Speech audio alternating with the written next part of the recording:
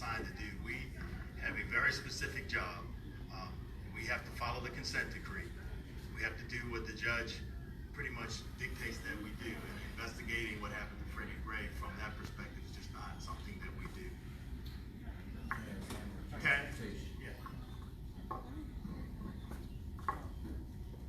As I said, my name is Roberto Villaseñor. I go by Taz, and I'm the team lead for two topics, one being transport of subjects in custody, and the other one use of force.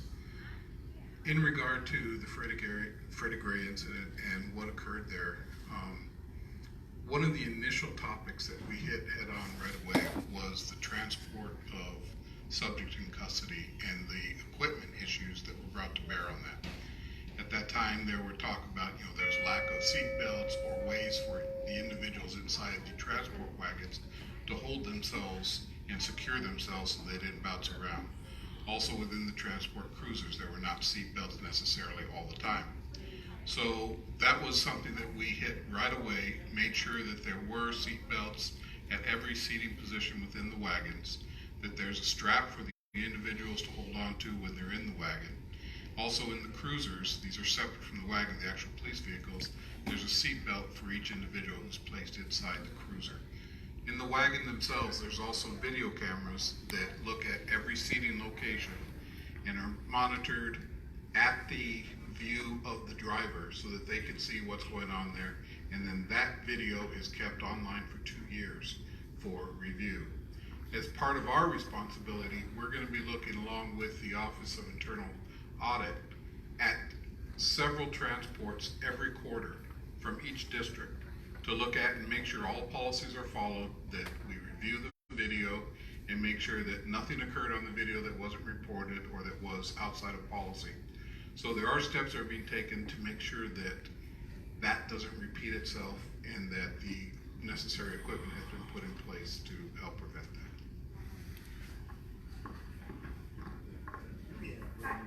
Sure. I wanted to address to your question about what you can do to make a difference. I recently attended a neighborhood walk with you, and you talked to the community about what we're doing here, and you're here tonight. So as a youth, you're already engaged in the process. I know that you know a lot about this information, and you regularly engage, and I think that's spot on for exactly what Baltimore City needs to see. Kids like yourself asking questions, becoming engaged, and working to make a difference. So thank you first for your question, and thank you for your continued engagement. I'm always impressed when I spend time with you. No, that's exactly what I was going to say. Every time the monitors are going to be out in a community meeting, come and ask us a question. Keep us on our toes. Make sure that we're doing our jobs, and you do that by asking us questions and forcing us to give you answers. And if you ask us a question about something that we have overlooked or something we haven't done, if it's something we should be doing, we're going to do it. So what you're doing here tonight is exactly what we and the public here in Baltimore need you to do. Ask those questions and don't hesitate to do that. So that's a great question, and thank you for asking. Another question.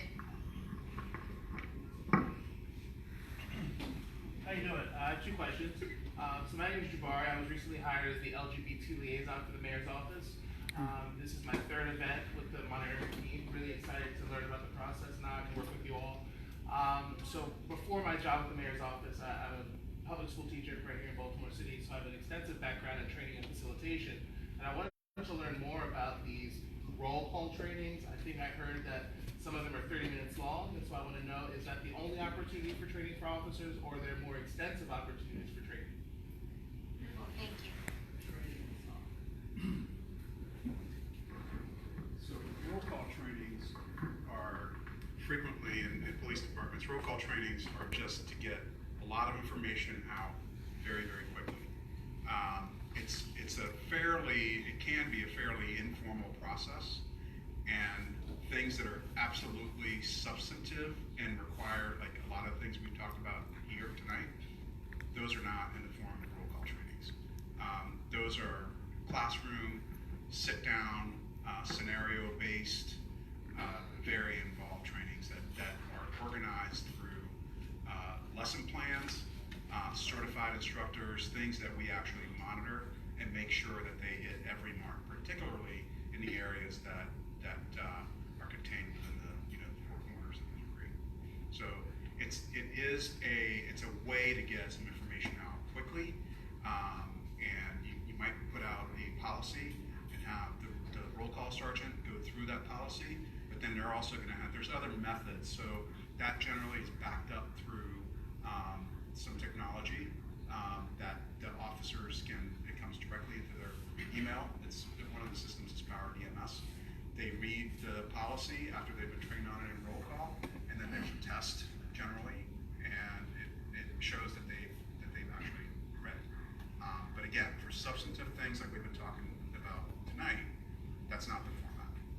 And Jabari, let me respond to that, because I think I may have said the thing that created some confusion, so let me clarify. There are certain things that happen along the way of this consent decree reform process that might require immediate response or immediate reaction, right? And so on stop searches and arrests, we had this incident involving in Harlem Park following the death of Detective Super, right? There were clearly, based on what happened there, things in the arena of stop searches and arrests that the Department of Justice and the monitoring team felt, we need to respond to this now, and officers need to learn from the mistakes that were made in Harlem Park now. It may well be that the more formal substantive training on stop search and arrest isn't going to be rolled out, meaning the revised training, until years 2 and 3 of this process. But we don't want to wait until years 2 and 3 to address some of these things that happened in Harlem Park that don't really require new information or new training. It's more of a refresher, but we can learn from something that just happened by using it as an example. So Hassan just talked about scenario-based training. As the profession of policing has come to learn, scenario-based training is the best way to train officers about how to respond to certain situations. So we are now working with the department and the Department of Justice to come up with scenario-based trainings arising from the Harlem Park situation, so that officers can, during roll calls over the course of the next 6 months, get refresher training on the appropriate way to do stop, search, and arrest. Even though, a 2 or 3 day training may actually be appropriate down the road for new officers who are going to the academy, or a day-long training for officers who need, experienced officers who need refresher training. So That makes sense. And my second question, seeing that I represent the lesbian, gay, bisexual, transgender community, what updates, policies, initiatives can I take back to the community that they can look forward to in this process? So not to monopolize the discussion, but I did talk about how there are 2 policies involving impartial policing, and they're on the DPD website now. They've just been revised with substantial community input. One policy is called Fair and Impartial Policing, and it's designed to combat all kinds of discrimination in policing. I believe that is policy number 317. There is another policy which addresses specifically interactions with LGBTQ individuals. Okay? And I'm sorry that I'm spacing on the policy number. I think it's 1016, but I could be wrong. But anyway, that policy is fairly extensive. It makes a lot of changes in the way that officers are being, not changes, I should say, it puts in writing the way that officers should be trained on interacting with LGBTQ individuals, and it's very extensive. And so for you and the community that you serve, I would focus on that policy, in particular 1016, but the general policy on fair and impartial policing is also important because it's incorporated into that policy on interacting with the LGBTQ. Thank you. And while they're up, feedback is available, so please encourage people to provide. Next question? I have a follow-up question on training, since it's been raised. It seems like it's been, my name is David Franklin, by the way. I'm in the Northern District. Seems like training has been highlighted in many of the discussions tonight, as well as in previous reports and proposals. So a lot rests on appropriate training.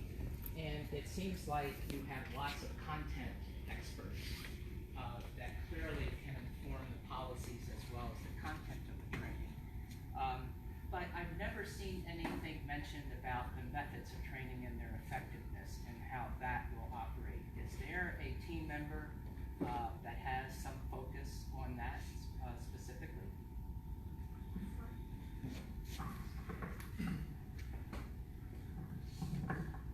It's an excellent question.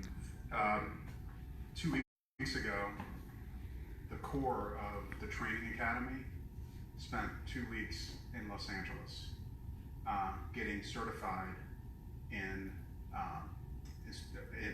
current best practice in terms of instructors, adult learning, scenario-based training, and it was incredible. I got to spend 3 days with them. I went out and went through the courses with them and just watched them, and this is from their commander, who's a major, on down to a sergeant, and they run the academy, and it was, I mean, you could just see light bulbs coming on in terms of understanding sort of the path forward for them, and they got certifications through the LAPD, which at this point, at this day and age, they are actually far ahead of most police departments in terms of how they train their officers. And I could talk all night about sort of what we saw there, and it's all positive. But more importantly, I was, in a strange sense, very proud of seeing the BPD contingent just sort of realize the possibilities out there. And they're in touch. We are talking about bringing some of the LAPD folks out here to conduct some train-to-trainers sessions, because it's expensive to take everyone out to LA. They're totally in agreement on doing that. I think, stand by on the training.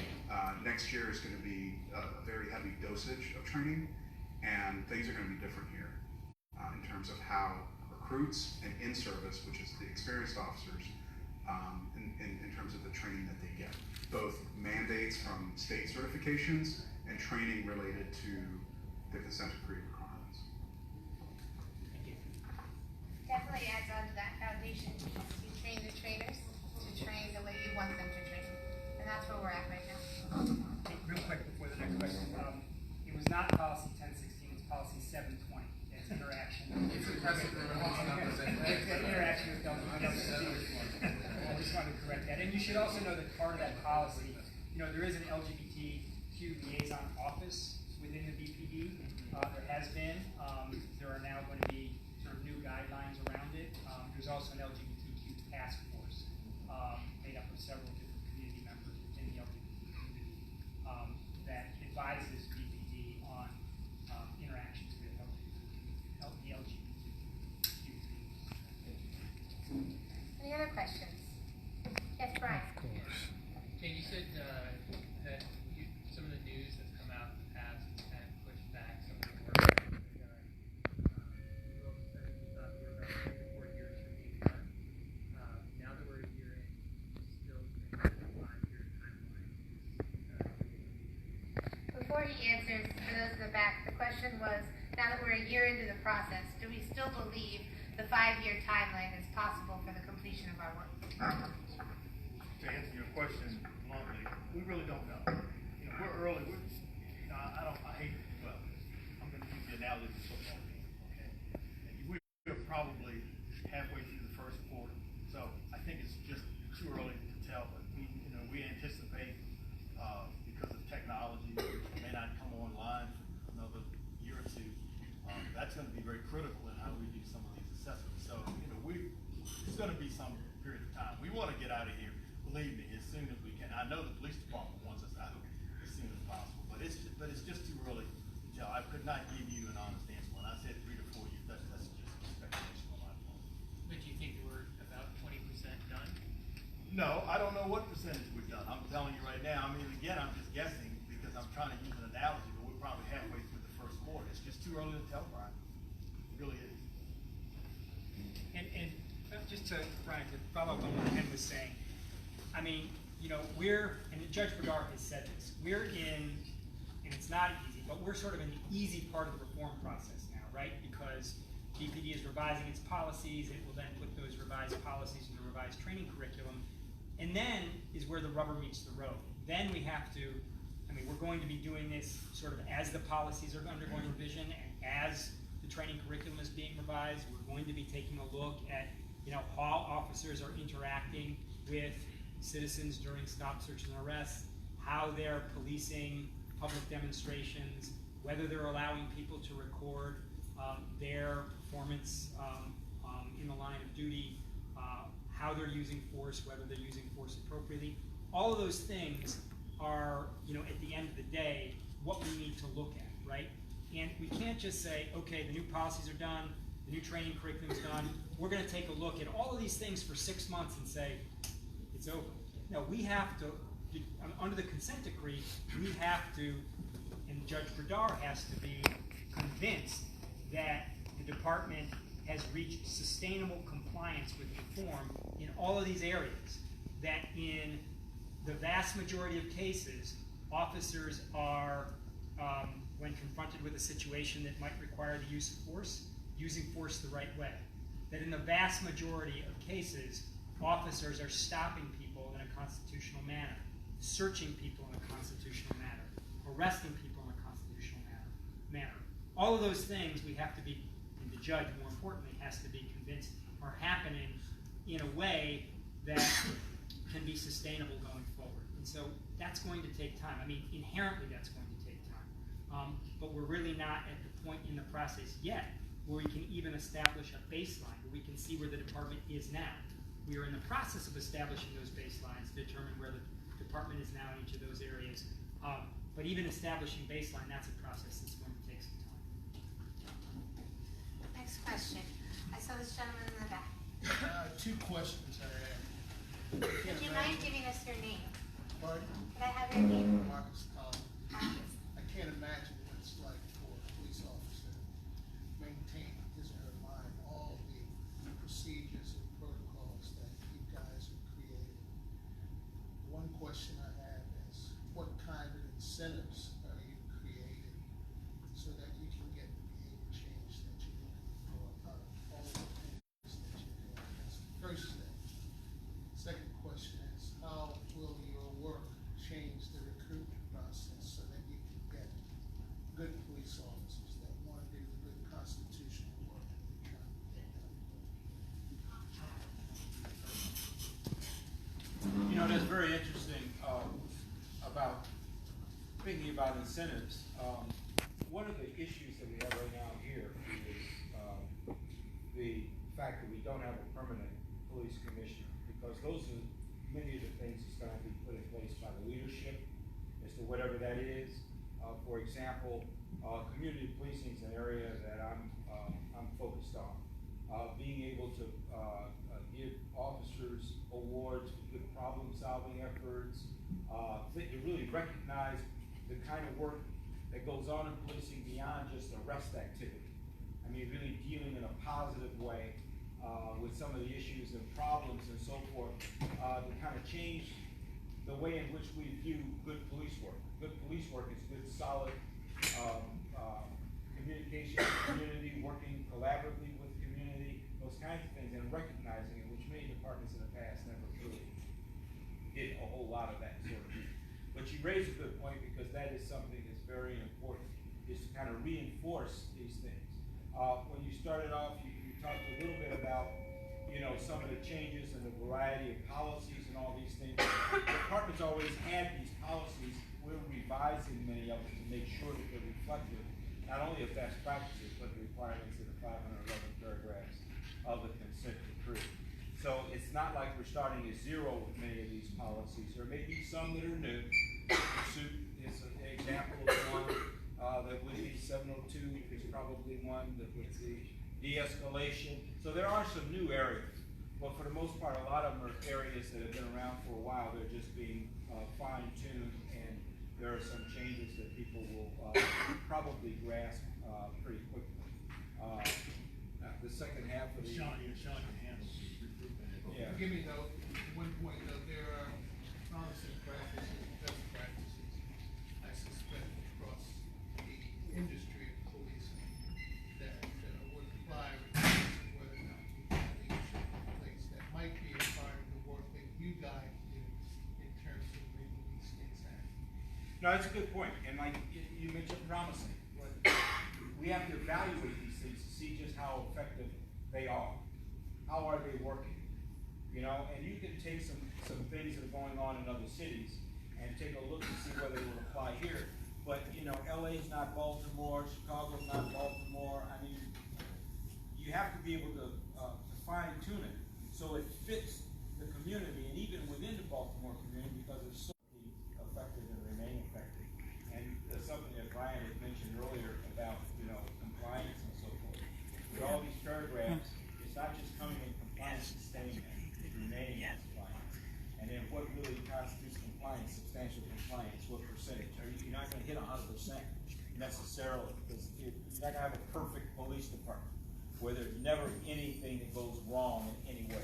So at what point in time do you reach a level where you can agree, the court can agree, the monitoring team, Department of Justice, that the department's in substantial compliance? In other words, their policies and their practices are such that, okay, you may be able to find one where something went wrong, but for the most part, they're doing things the way they properly do it, and then you deal with the outliers.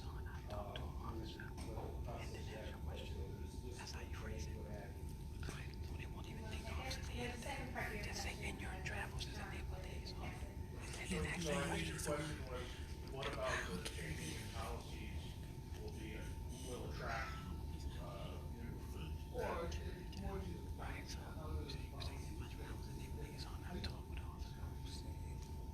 So I think, that's a great question, and what we've seen in other departments that have gone through a reform, process like this, whether that's a collaborative reform or consent decree process, is, and frankly, DPD's at a bit of a low point now in terms of being able to recruit, candidates. And I will just tell you this is recruiting police officers and hiring police officers is a national crisis right now. So it's not just a unique situation for Baltimore. What is unique about Baltimore is kind of their position in potential recruits' minds. And so there are a lot of police jobs, there are a lot of police employers, cities, counties, states that are looking to recruit police officers. Frankly, there's a lot more opportunities for hiring than there are for candidates that want the job. And so it's a competitive market. And so in the minds of people, and there's been some studies of particularly the generation of new hires that we're looking at now, they're a lot more about values. And they want to work for an organization they believe has strong values that they agree with, that's doing the right thing. When we get through this process, the Baltimore Police Department will be similar to the LA Police Department, in my opinion, to where they are now. LA went through this process, went through a consent decree process. They've been out of it for several years, but they're one of the top departments in the United States. And that's where Baltimore will be when we exit this process and they have the sustainable compliance. Young people today want to go to work for a cutting edge employer. I don't care if it's Google, Yahoo, if it's a police department. They want to go where they feel like they're going to be making a contribution, and where they feel like they're going to be in a good company or working for a good employer. And what we're doing here is creating a good employer, and what will be a top-notch law enforcement agency, when we get through. And so the incentive there is for officers now is to be part of that change, and the incentive in the future will be to be part of that cutting-edge, frontline, exemplary policing. So I hope. Can I just add one quick thing? The other thing is, the city and the department they have to invest in recruiting. Marketing strategies, who are you trying to recruit? What are the skill sets that you're gonna need, not just today, but 10 years, 20 years from now? It's gonna be important so that you target the populations that you need to target in order to get them interested. And that's not just on the sworn side, civilian employees as well. forensic science, crime analysts. I mean, there are a lot of jobs in police departments that need to be done by non-sworn members, professional non-sworn members. And we need to do a much better job of recruiting, getting those folks in our ranks as well. So it's not just on the sworn side, it's also on the civilian side, but a real strategy for recruiting. You know, just as an aside, a lot of the, you know, we say one thing when it comes to the kind of police officers we want, service-oriented, community-oriented, all those kinds of things, and then you look at the recruitment video of the police department, and all they're showing a bomb squad, SWAT, and helicopters, and all that kind of stuff. I mean, so, you know, you've got to put together a recruiting strategy that really attracts the kind of folks that you really want to have in the department. Not that you don't need a few of those others too, but you got to have a more diverse recruiting strategy than a lot of departments have had in the past. Officer, I think you were next. By the way, I'm Officer Meadow. I'm an NCO in the Northwest District. This is one of the areas I work. I just want to bring up, I have. Can you explain what an NCO is? It's a neighborhood coordination officer. I have a partner. We have a set boundaries we work. It's an area that's historically been high in violent crime. And we do a lot of different things besides work with the community. We do some enforcement. We work at different city agencies to work on problems, like dumping, just getting things fixed. So we do a lot of different things. But in my whole career, especially recently, you mentioned hiring and retention. Retention seems to be a big thing right now. You need people, when you send people out for training, you need people to replace them. And recently, we have a lot of new officers that are leaving. They're going up the road to Baltimore County, Howard County, Anne Arundel County. What can we do to keep more people here? We're losing a lot of good people. Yeah, that's one of the things that we're actually working on now is developing a strong recruitment and retention plan. You're right, you're losing a lot of officers. You lose a lot of officers between like 3 and 5 years of service. So I think that's kind of the age group or career age group that you're talking about.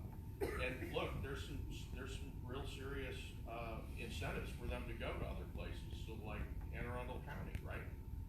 You can, if you're in that like strata of officer, you've got your certification. They can hire you direct line, lateral transfer you to their department. They will give you $30,000 to make that move. You just lost it. Yeah. Except for you, because you can't leave. I'm not going anywhere. But that's just the reality of it. When I was talking about what a crisis it is, and the fact that there are all these opportunities and not enough candidates for them. So they'll pay you to jump, and the city has a problem. I mean, Baltimore has a problem in terms of its salary, officer salaries. How many years do you have on the job? 23, I'm on my 24th year. So your salary is probably 15 to 20% lower than it would be if you had worked in one of those neighborhood departments with 23 or 24 years. Right, but am I in the right range? Doesn't sound like it, don't encourage it. We're not counting overtime. Right, no, I'm talking base salary. And so, you know, that's one of the challenges. And I think frankly, there's been some reporting on it in the last few months. I think there's some recognition on behalf of the city's leadership that those are challenges that they're gonna have to step up and face. Pay is one, but image is another. And right now, part of this process is rebuilding the image of the department because, you know, every time you read negative headlines, you know, it does something to the morale of the department. And why would you, if you had an opportunity to go somewhere else, you might be tempted to take advantage of it. So part of what we're doing in this process is creating a new image for this department by really rebuilding or re-engineering some functions, but rebuilding not just the department, but also the department's image. So this becomes a place where it's not just about money. You know, there's a lot of advantages to just big city policing because of the diversity and the kinds of things that you can do. But you also want to be proud of what you do. And so that's why the image is so important. I think more so than the money. And hopefully that's going to be something that gets accomplished. Well, the value, like, again, feeling that you're valued as an Right. officer, as an employee, I think is extremely important. So, you know, a lot of the work we're doing, officer safety and wellness, is to try to. There was a time back in my career where people would turn down other agencies to work here. Right. All right, I have more questions. There's the gentleman in the back. So, we were speaking earlier, I heard you say something about you didn't have, at this point, some semblance of a baseline to kind of, I guess, measure some metrics that are going on. So, first part of my question would be, what efforts have been made with information or data that is readily available, such as going into internal affairs, getting those complaints, compartmentalizing to kind of identify, is it an officer contact situation, is it an abuse of discretion kind of thing, is it more of a situation where you're talking about somebody just feels like they were being disrespectful, where we can break down, because these are things, what you're talking about is an overhaul that will eventually take time. I'm looking at what solutions do we have that are more readily addressable right now. So having that level of metrics to be able to measure and say, these are things that we know right now that are going on that seem to be commonly returning or recurring, that we can make some adjustments. So that's number one. What efforts have been made with that? And then number two, this officer right here that's talking about he's got all these years in, I can tell you in 20 years of practicing law, I've seen a great divide with what I call our old school who are gone.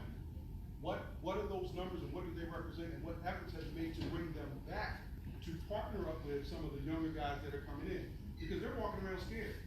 I mean, you can go to almost any corner and see, you can tell who's a new recruit or somebody who's got less than 5 years in versus that officer. It's in their walk, it's in their confidence, it's in how they engage. And so when you're talking about that, what is the number of those that are actually there, and what efforts are being made to kind of bring them back, to bridge that gap, to say this is how you partner with the community? Because I think we got to get out of that term of policing the community. For me, as a form of service, when I think police, I think I'm cleaning up. But when you talk about partnering, you're drawing more of the community back in. So what efforts are being made to bring the old school back in, to bridge that gap with the newer officers that are coming in, so that we can start seeing some more of that old school Baltimore City Police being actively involved, where they can sit on the steps, they will talk to you. For the neighbors, you didn't have to worry about calling 911. They were letting you know what was going on in the neighborhood, and we were addressing it ourselves before it even got to you. So, in those two parts, what are you doing as far as the matrix with what data is readily already there, and what are you doing with respect to having to bring in some of the older officers to bridge that gap?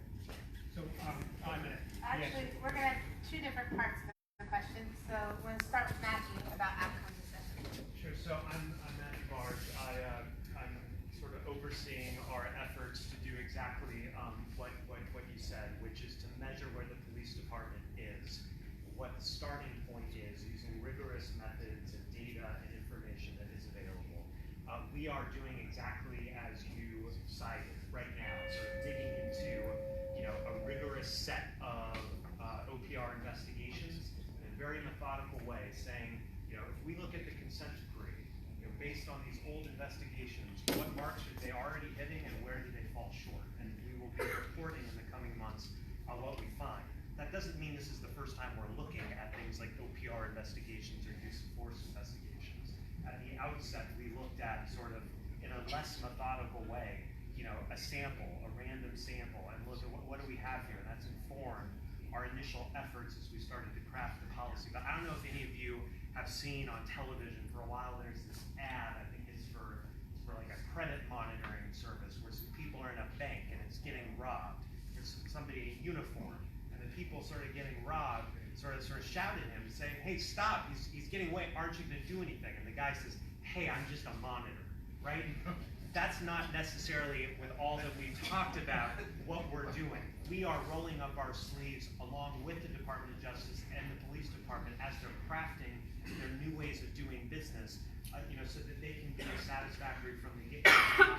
So we've been splitting our time between, sort of active reform, making sure that going forward, there's a better OPR in place, there's better use of force and search and seizure policies, and a host of the things we talked tonight, while at the same time kind of looking backward, seeing kind of what is the starting point in terms of a baseline. So you can expect, I think, over the coming months to see in a formal way from the monitoring team kind of an assessment in that regard.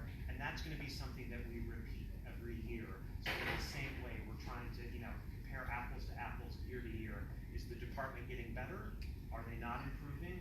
In the areas that they are still need to make progress. So you'll be seeing that, sort of the rate of that increasing as we go along. And let me just tack on one thing. So, we are, and I think this is almost embedded into your question, but I'll flesh it out a little bit. There are challenges that we are facing right now in establishing these baselines because the state of the data of the PD is not good, right? And that is across the department.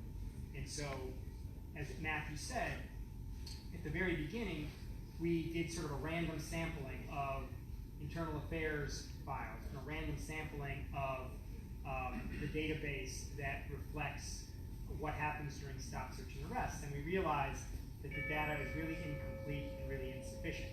So we are doing what we can to establish those baselines, but in some places, we are not able to establish baselines because the data is just not good enough. In other places, the data is good enough and we will be able to establish baselines, but we are confronting some challenges in terms of the way that the department keeps data that is getting in the way of us establishing, really, really comprehensive baselines on certain things.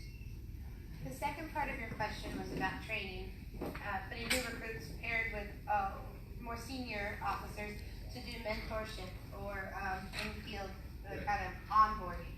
I think that we're going to have Hassan answer that about that.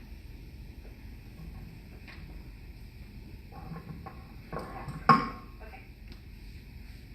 So, I mean, in listening to your question, what I got out of that is a little deeper than training. It goes back to a philosophy going back years, probably when some of us started in policing, where enforcement wasn't the focus of the day. The focus of the day was to be out there to really serve the community in terms of, and knowing who was going down the wrong road and saying, come here, let me talk to you about what you're about to do, or what, just prevention, really. Prevention, we don't, policing has changed in every way from those days in terms of the requirements of the officers, the technology that's out there, and a lot of the expectations of, what the public expects of the police.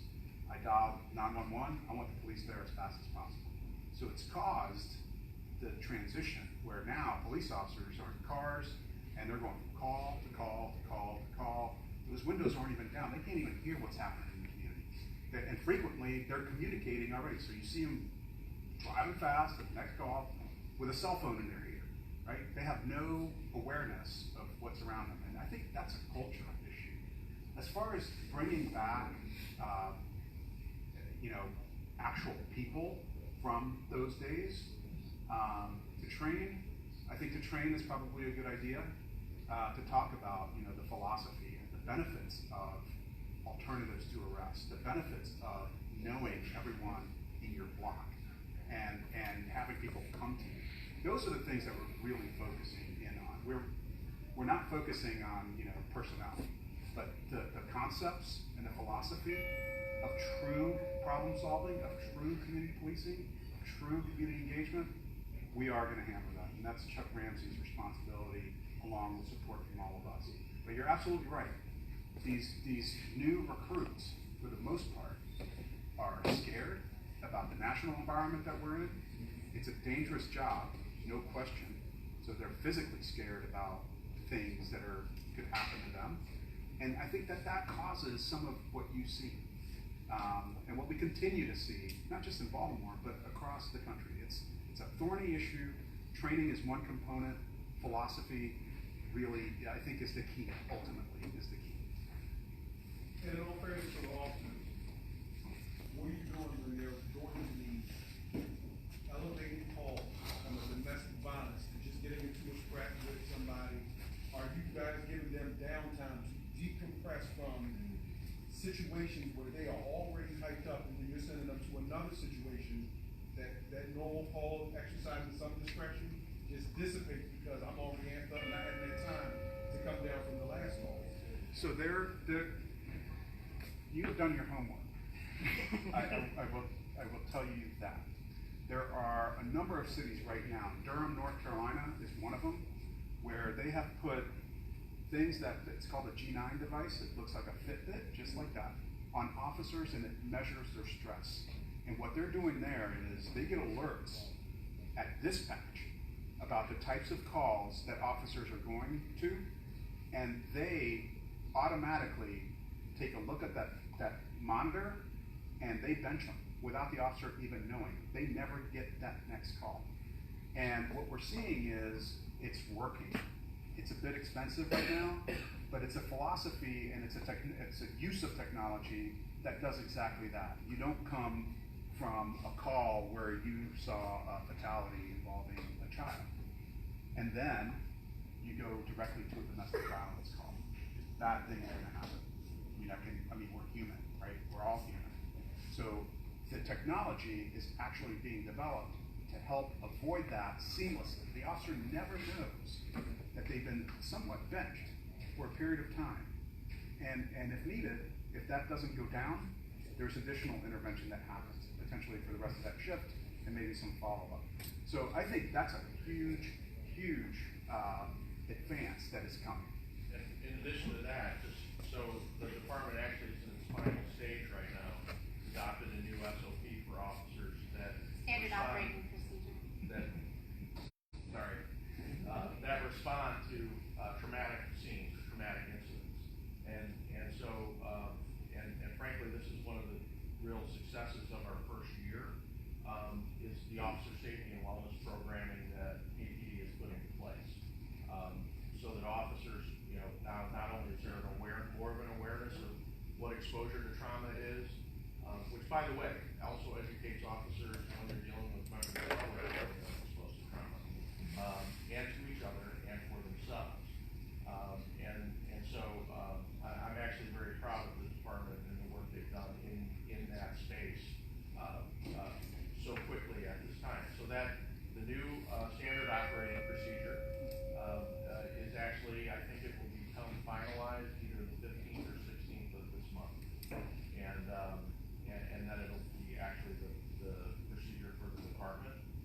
It's also available online right now. And there's two. There's one policy regarding employee assistance programming, and one involving PTSD and officers who were exposed to a traumatic scene or a traumatic event. So the department is actually making real efforts to do that, and making real efforts to train its first line supervisors because they don't have the technology that Chief Aiden was talking about at this point, but to train their first line supervisors to recognize those types of situations and to really pay attention to the officers that were responding to those and getting them the break or the help that they need before they go on to the next review. Thank you for your questions. Next question. Ma'am. Sorry for coming in late, but two questions. First is getting back from the public feedback on the drafts of policies that you've been announcing are available for public comment. And then the second is we have this really onerous contract that we need to throw out, start over. And what, as a monitoring team under this consent decree, have you discussed with BPD leaders, the mayor, or whomever, to help us get over the burden of trying to live under this contract with these really, the fact that the hours of officers are tied to this contract is really a huge burden on us. And, this overtime thing is just outrageous. And so have you made recommendations in terms of changes and approaches and best practices and all that good stuff? So to your first question about feedback, I'm going to answer that. So I'll say that I collected the data from the computer, and then I'll hand over to Shante. This Baltimore monitoring team doesn't get that much from us because when we put up our surveys, we've asked people to the BPD's website to read the policy. We want them to get there and read it. BPD has their own mechanism, and they're getting wonderful success and feedback. We can always use more. If you'd like more, we're ready, willing to read it. I'll let Shantae answer though from the community perspective. Hi. Thank you for your question. So in addition to us putting out there on our website and on Facebook and Twitter, which I know you follow, a request for feedback to policies as they're being released for initial comment period and then even after for the final review period, one of the things that I mentioned earlier was that we had community feedback just like yours that we got through our social media pages that said we want to have meaningful input and feedback into the policies and into the policy review. So what can that look like? So we took some community members and brought them together with BPD, brought some local grassroots organizations that are serving residents in our city, along with BPD to have conversations with the Department of Justice and the monitoring team around creating scenario-based policies, right? What you missed earlier was me mentioning that stop searches and arrests and interactions are up for review right now. And so the DOJ did take information directly from the 174-page report, investigatory report that they produced shortly after the death of Freddie Gray and when they got engaged in our city to take a look at the policies and say, what does the old policy say? What does the new policy say? Let's break that down into a scenario and then go out and have conversation with the community about what they believe should be in the policy based on the scenario. The example that I gave earlier was an African-American woman is walking down the street and a Hispanic officer walks up to her in an attempt to stop her. What should happen next, right? And that kind of breaks down into the different types of stop categories. And